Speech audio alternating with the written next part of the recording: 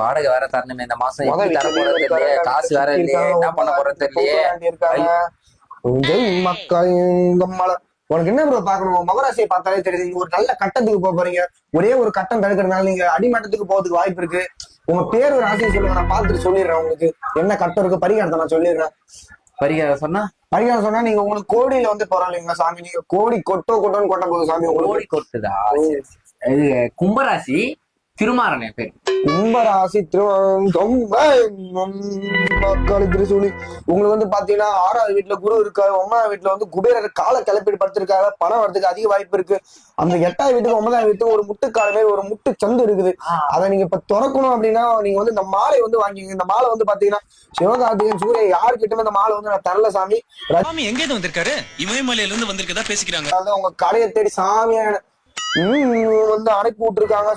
மாலை நீங்க வாங்கிக்கிறீங்கன்னா கோடியில பொருளுங்க சாமி. கோடியில பொருளுங்க சாமி. சரி, அப்ப எவ்வளவு மாலை?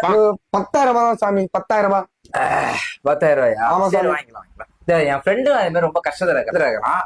அவனுக்கு அதே மாதிரி ஏதாவது பார்த்து சொல்லுங்க. அவர் பேரு ராசி சொல்லுங்க சார். பேரு வந்து சதீஷ். அவன் பேரு சதீஷ். அவன் வந்து மீனம் ராசி, புரட்டாசி நட்சத்திரம்.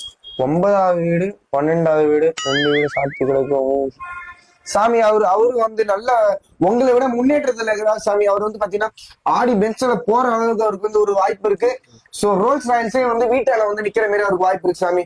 ஆனா அவருக்கு ஒரு மாலை வந்து இருக்கு. இப்ப வந்து தென்காசில இருந்து வருது. அதை நீங்க அவருக்கு வாங்கி கொடுத்தீங்கன்னா ஒரு சத்து ஒரு 25,000 தான் வரும். பாத்தீங்கன்னா 100 வயசு வரைக்கும் நல்லா ரொம்ப நல்லா சந்தோஷமா இருப்பார் சாமி.